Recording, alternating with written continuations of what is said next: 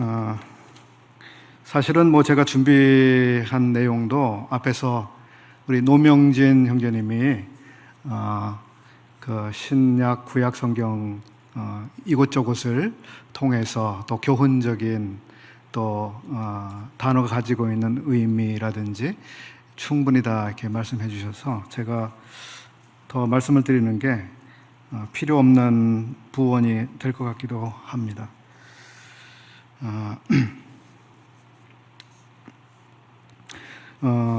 우리 노명진 형제님이 이렇게 전해주신 메시지는 하나님과 또 우리 인간들 사이, 특별히 그 죄인인 인간들 사이의 화평과 화목이라고 하는 부분에 중점을 두고 말씀을 해주신 것 같습니다. 그러면 저는 좀 다른 부분에서 말씀을 나눠야 될 것 같습니다.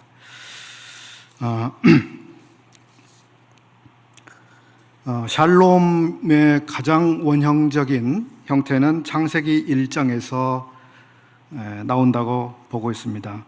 하나님 보시기에 좋은 상태, 하나님 보시기에 마음에 흡족한 상태, 이것이 샬롬의 상태였는데 그것이 인간의 불순종으로 깨어지게 됐습니다. 아담과 하와의 범죄는 이제 만물, 인간과 하나님 사이의 샬롬 상태뿐만 아니라 만물이 피조된 상태로 샬롬의 상태에 있었지만 그것도 전부 파괴하는 결과를 만들어냈습니다. 그래서 결국 샬롬의 땅이었던 에덴은 이제 가시덤불과 엉겅퀴 땅으로 되어 있는 이제 인류는 에덴의 동쪽에서 추방된 채 살아가게 되었고 인간이 살게 된 그 땅은 정말 그 수고하고 땀을 흘리지 않으면 생존해 나갈 수 없는 그런 환경으로 변하고 말았습니다. 또한 인간의 생존을 위한 이런 그 자연적인 조건뿐만 아니라 인간과 자연과의 관계, 또 자연계 안에서 피조물들 사이의 모든 균형과 평화가 깨어지는 결과로 나타나게 됐습니다. 먼저 그 인간과 하나님과의 관계 안에서의 이 파괴된 샬롬, 이것은 결국 인간이 하나님을 떠나고 또 마음에 하나님 두기를 싫어하는 상태, 그리고 자기를 사랑하며 자긍하며 또 순리를 따라서 살아가는 대신에 영리로 사용하는 이러한 형식의 죄된 삶으로 나타나게 되었고, 더 나아가서 이제 하나님을 무시하고 대적하고 또 어떤 경우에는 하나님을 비인격화해서 인간이 자기 마음대로 어떻게 사용하거나 이용할 수 있는 존재로 취급하는 이런 정도로 하나님에 대한 사람의 생각이 아주 극도로 타락하게 됐습니다. 사람과 사람 사이에 있어서도 이 샬롬이 깨지게 되었죠. 그래서 불화, 다툼, 폭력, 전쟁, 그리고 불신, 그리고 비인격적인 태도와 처우, 서로 간에 대한 학대, 무책임한 행동들, 이런 것들을 통해서 인간과 인간 사이의 화평이 전부 깨지게 됐습니다. 또한 인간과 피조물과의 관계 안에서도 이 샬롬이 파괴가 되었는데, 그것은 우리가 지금 경험하고 있는 것처럼 코로나19 바이러스 상황처럼 질병 때문에 인간이 고통을 받아야 되는 이제 상태가 초래됐습니다. 또 근래에 메뚜기들이 그 어마어마하게 숫자가 많아지고 그 크기가 어른의 팔뚝만한 정도로 큰 메뚜기들이 나타나서 어느 나라의 전 그 지역을 그냥 초토화시키는 결과를 가져오고 있다는 뉴스를 저희들이 근래 접하고 있는데요. 이것은 그 인간의 생존에 대한 다른 피조물들의 일종의 뭐라고 해야 될까요? 공격이라고 할까요? 이 균형이 깨어진 상태의 일부를 우리에게 보여주고 있습니다.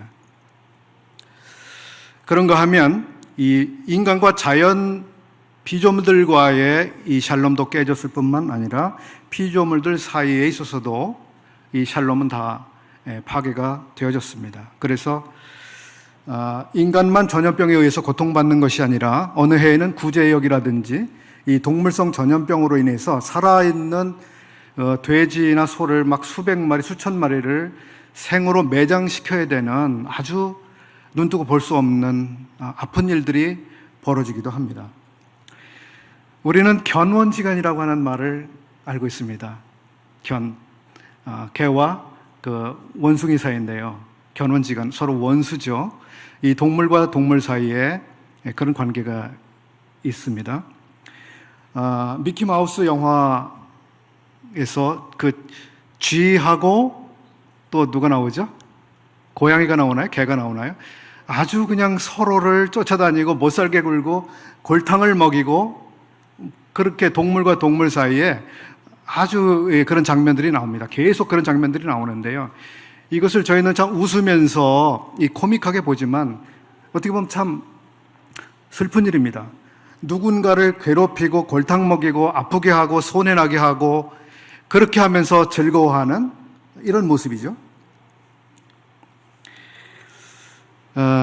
이런 것들이 이 샬롬이 파괴되어 있는 우리가 살아가고 있는 환경이고 아직도 우리가 그런 환경에서 여전히 살아가고 있습니다. 우리가 살고 있는 우리 사회, 인간 사회를 조금 살펴보더라도 이게 좀 나쁜 말인데요. 사람들이 서로가 서로에게 엿을 먹이면서 살아가고 있습니다. 그렇죠? 공생보다는 이 공멸하는 길을 더 많이 선택하며 살아갑니다. 믿는 도끼에 우리가 발등을 찍히면서 살아가요. 여러 번 경험들을 하시겠죠. 수많은 종류의 갑질이 우리 사회에서 이루어지고 있습니다. 약자들은 고통받고 탄식합니다. 이런 것이 소위 이제 지혜롭다고 자부하고 있는 인간 사회에서 일어나고 있는 현실들입니다.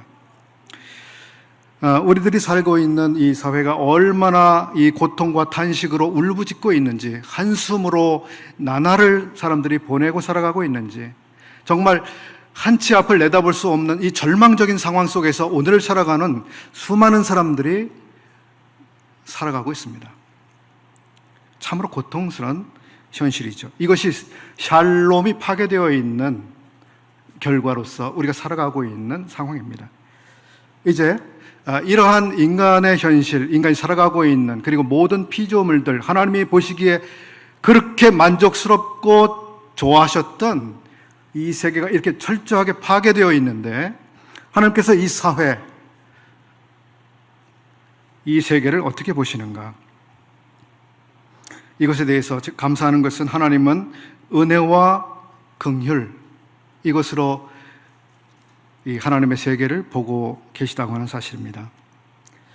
우선 하나님께서 샬롬이신 사실을 가장 먼저 발견하게 되는 것이 창세기 14장에서입니다. 창세기 14장은 아브라함의 전쟁을 다루고 있는 기사인데요.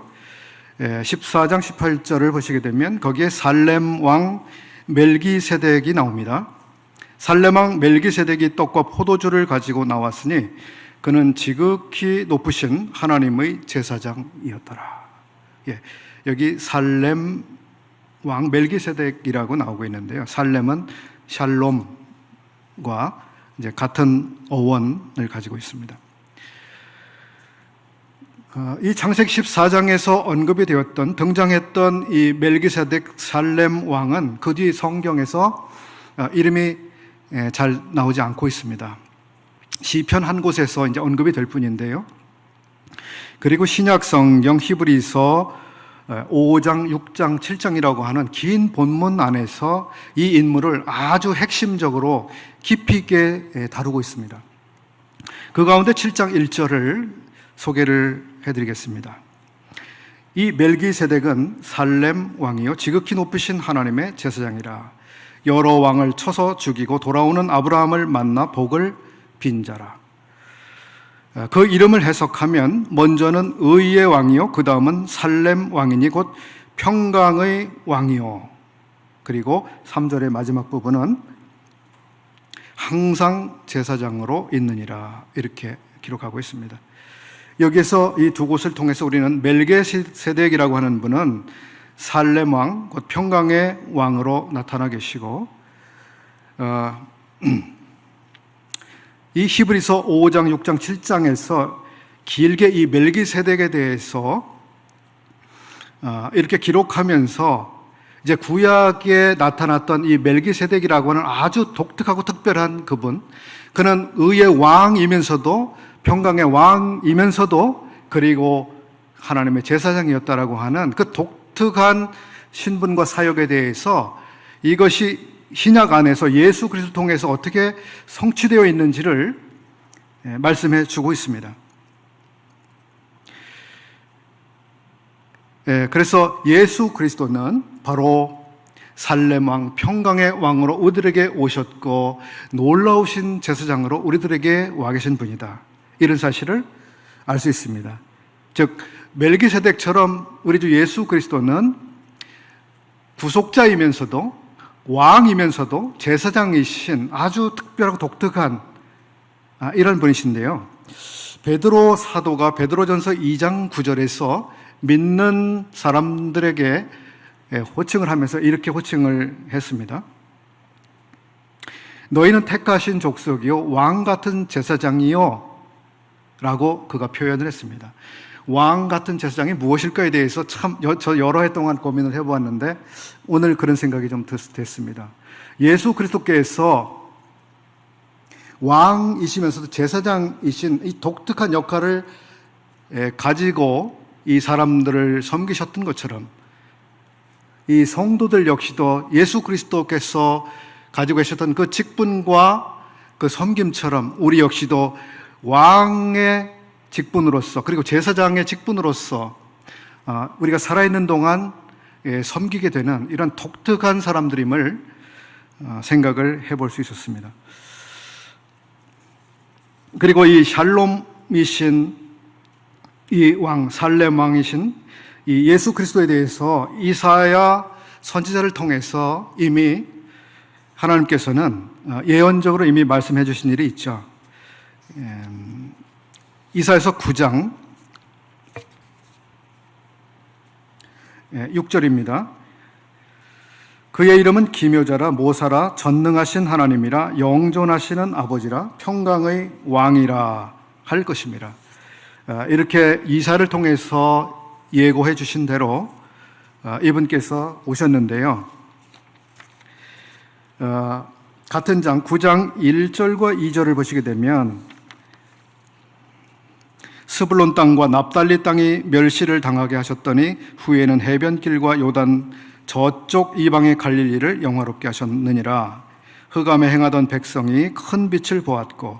자, 이 1절과 2절의 본문은 마태복음 4장 15절과 16절에서 예수 그리스도의 공생의 사역 초기에 대해서 바로 인용해서 사용하고 있는 그런 구절입니다. 바로 예수님에게 적용을 바로 하고 있습니다.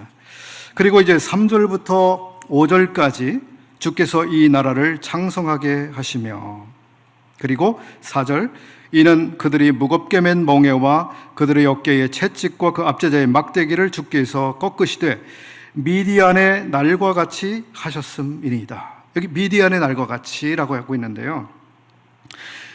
미디안은 어마어마한 힘을 가지고 이스라엘을 압제했던 세력이었습니다. 이스라엘은 자기의 힘으로 미디안을 이기고 거기서부터 자유를 쟁취할 수 있는 힘이 완전히 없는 철저히 무능한 상태에 이스라엘이 처해 있었습니다.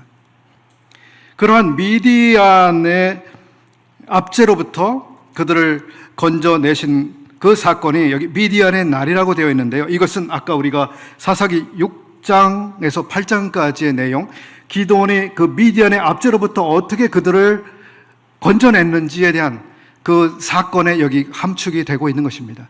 그래서 미디안으로부터 이스라엘을 건져내신 그 사건, 그러한 것처럼 이스라엘 스스로는 할 수 없는 완전히 무기력한 상태에 있던 그들을 하나님의 놀라우신 능력으로 그들을 건지신 그러한 때처럼 이제 예수 그리스도께서 사람들을 얼마나 놀랍게 그들을 구출하실 것인지, 구원해 내실 것인지 예표하신 것입니다.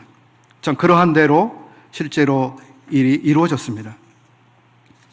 이제 우리 주님은 의의 왕, 그리고 사랑의 나라의 왕이시고 또 평강을 선물로 주신 분, 인간의 모든 필요에 대해서 완전히 채워주시는 샬롬으로 우리에게 오셨습니다. 우리의 모든 필요를 충분히 채워주실 수 있는 분.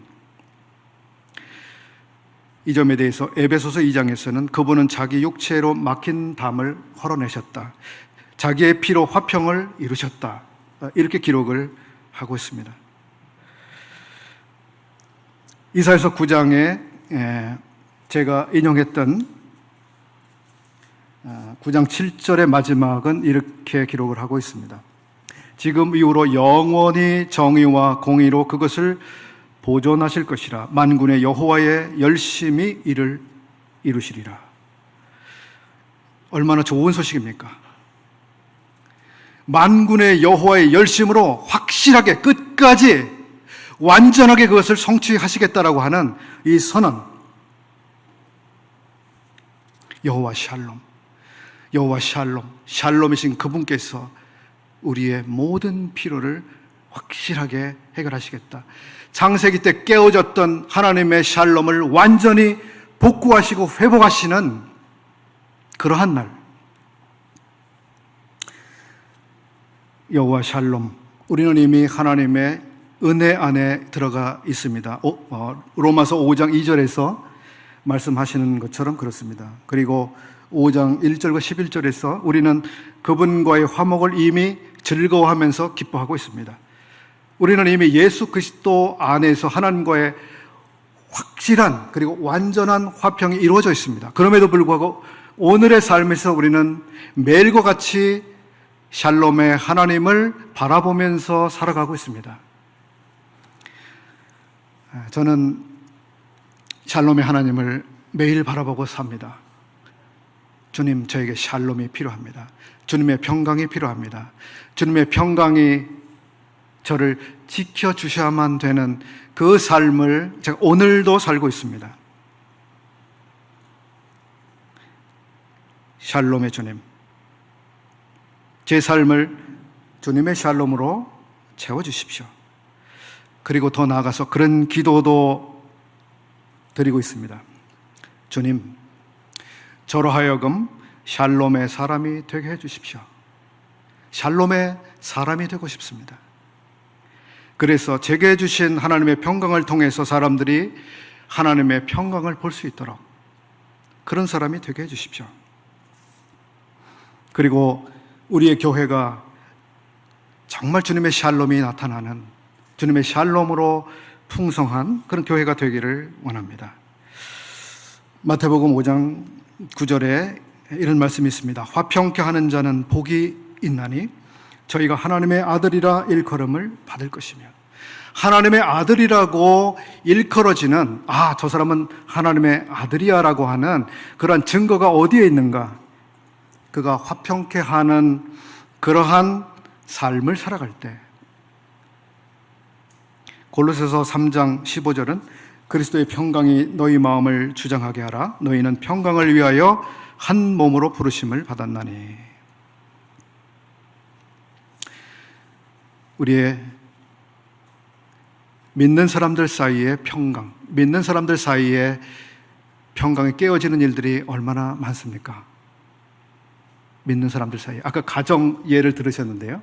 가정에서도 그렇습니다. 교회에서도 그렇습니다. 어떤 그룹에서도 그렇습니다. 마음이 상하게 되는 일들이 잘 생깁니다. 평안이 깨지는 이런 일들이 생깁니다. 이런 가운데 믿는 사람들 사이에 평강은 어떻게 올 수 있는가?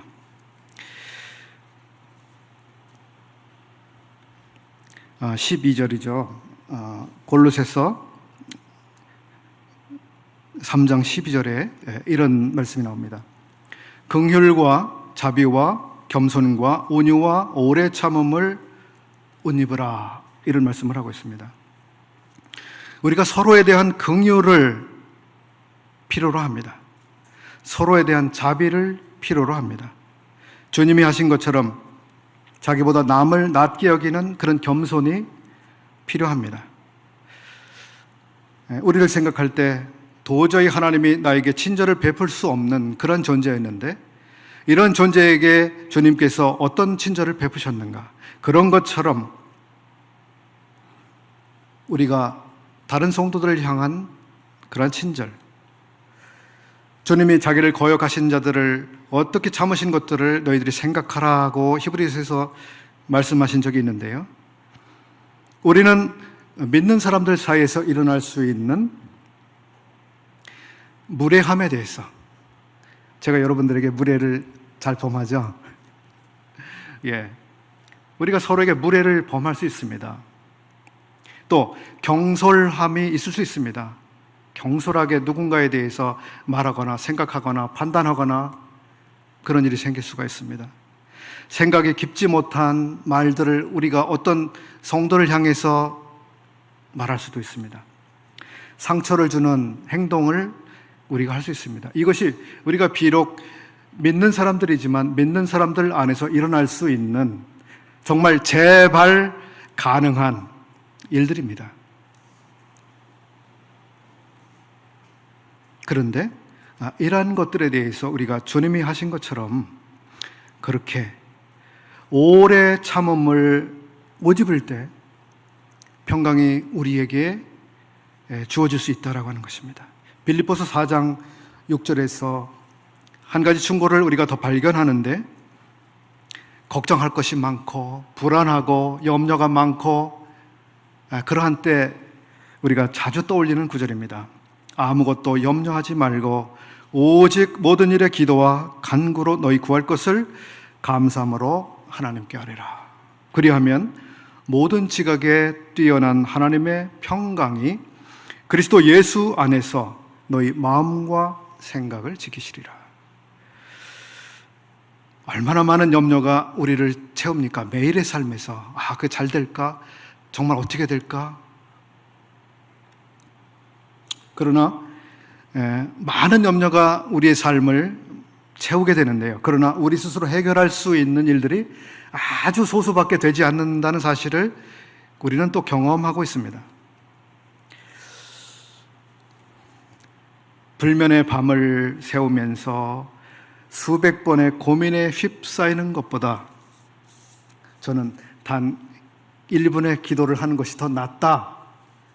100번의 고민을 하는 것보다 1분의 기도를 하는 것이 더 낫다. 제 지론입니다. 그렇게 하실 때 그것이 훨씬 더 유익하죠. 훨씬 더 실제적이죠. 우리 마음에 기도와 간구를 감사함으로 하나님께 아뢰게 될 때에 그리스도의 평강이 우리 마음을 사로잡습니다. 이것이 하나님이 우리에게 제시하신 평강의 방법입니다. 이제 말씀을 마치도록 하겠습니다.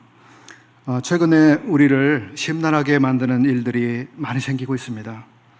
코로나19 차별금지법을 제정한다고 하고 난리를 피우고 있지요. 교회에 대한 정부 혹은 자치단체의 차별적인 대우를 하는 것처럼 여겨지는 참 불안한 요소들이 계속해서 생기고 있습니다. 정말 어떻게 해야 되는지 정말 막막한 그런 상황이 여기저기에 있습니다. 여러분, 이런 때 우리가 어떻게 해야 될까요? 어떻게 하시겠습니까? 우리가 기도할 때에 주님께서 우리를 붙들어 주십니다. 그리스도의 평강이 우리를 사로잡으실 것입니다.